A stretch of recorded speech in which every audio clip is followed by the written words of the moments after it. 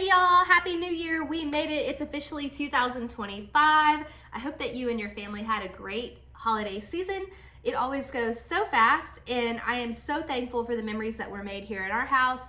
We have been working slowly to reset and organize for the new year. You can see that my tree is down. It was right here in the last video, and we so enjoyed that. We put the tree up a little early this year, and so I feel like we got a few extra days.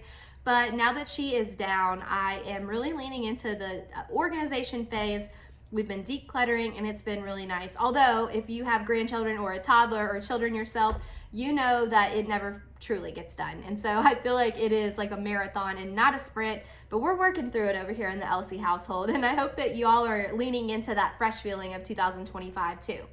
One of the things I want to mention to you is that if you haven't considered organizing your personal life this year outside of just your physical space, I highly encourage that. A lot of people who've been around for a while know that in 2023, me and my family experienced a very sudden loss. And while it has been extremely hard to navigate, one of the most challenging pieces of that is not really having everything in place and having it in one central location to find the information that we needed.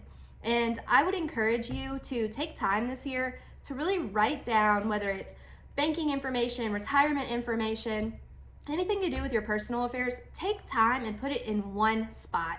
Make sure that a friend or a family member knows where that is just in case something happens.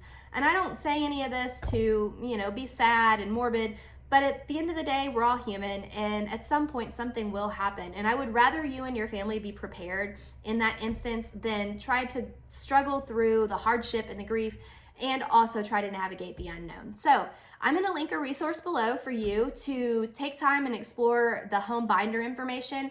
That way you can have all of that information in one spot. They break it down, it makes it super simple. That's what me and my family have been working on, and I would encourage you to do the same. So as we get into this new year, I am so happy and so excited to serve you and your friends and family this year. If I can help you with your buying or selling needs, feel free to reach out. That's what I'm here for, to serve as a resource.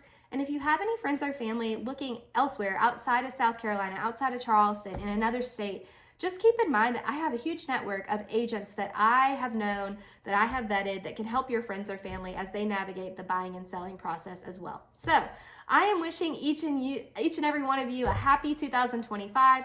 If I can ever be of service to you all, please don't hesitate to reach out. Happy New Year.